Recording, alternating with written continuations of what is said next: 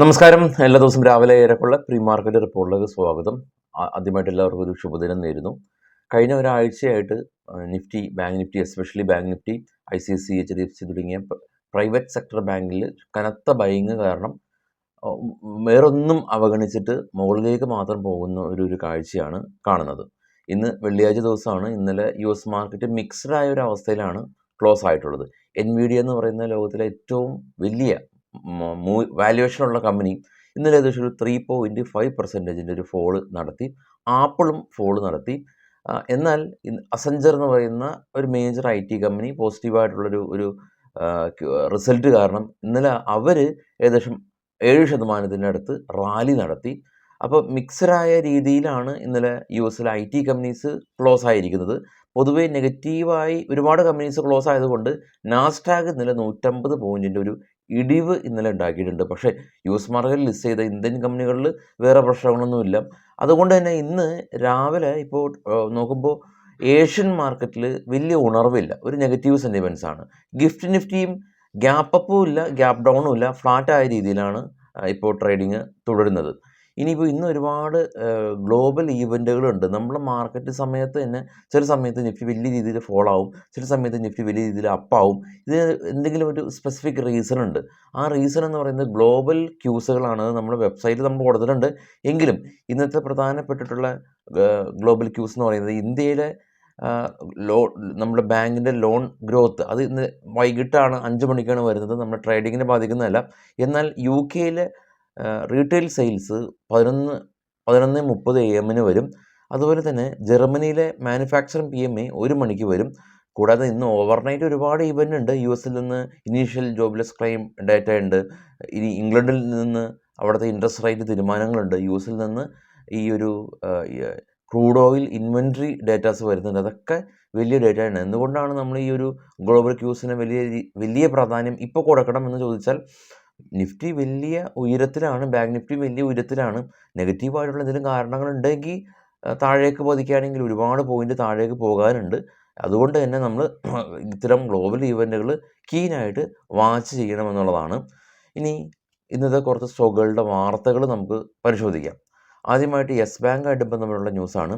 ഇവരുടെ board meeting company കൂടുന്നുണ്ട്, fund raise ചെയ്യുന്നുണ്ട്. ഡെപ്റ്റ് സെക്യൂരിറ്റീസ് എല്ലാം തന്നെ ഇഷ്യൂ ചെയ്തിട്ടാണ് അവർ ഫണ്ട് റൈസ് ചെയ്യുന്നത്. ആസർ DM ഹെൽത്ത് കെയർ കമ്പനീനെ സംബന്ധിച്ചുള്ള ന്യൂസ് ഉള്ളത്.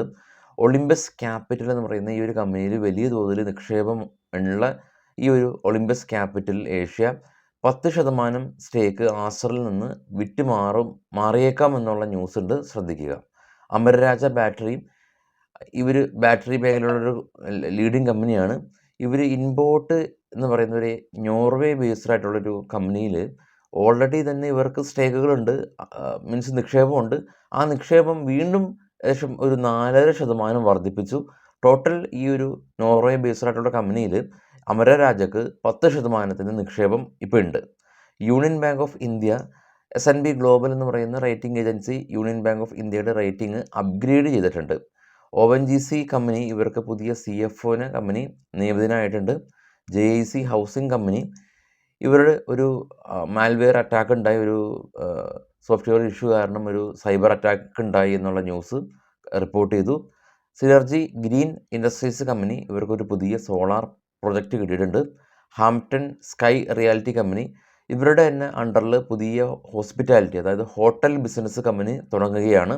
ഓൾട്ടാസ് കമ്പനി സിംഗപ്പൂർ ബേസ്ഡ് ആയിട്ടുള്ളൊരു കമ്പനിയായിട്ട് പുതിയ ബിസിനസ് കോൺട്രാക്റ്റ് സൈൻ ചെയ്തു. JE പവർ കമ്പനി ഇവർക്ക് NTPCയുടെ ഭാഗത്ത് നിന്ന് 243 കോടി രൂപയുടെ ഓർഡർ ലഭിച്ചു. ജിൻഡാൽ സ്റ്റെയിൻലെസ് സ്റ്റീൽ കമ്പനിക്ക് മൊസാംബിക്കിൽ നിന്ന് പുതിയൊരു വാഗണിൻ്റെ ഒരു ഓർഡർ ലഭിച്ചതായിട്ടാണ് ഇപ്പോൾ ഉള്ള ന്യൂസ്. മറ്റുള്ള ന്യൂസ് മാർക്കറ്റ് സമയത്ത് നമ്മുടെ ടെലഗ്രാം ചാനൽ ഉണ്ടാവും. ഈ വീഡിയോയുടെ ഡിസ്ക്രിപ്ഷനിൽ കാണുന്ന ലിങ്കിൽ മാത്രം ക്ലിക്ക് ചെയ്ത് ജോയിൻ ചെയ്യാൻ ശ്രമിക്കുക.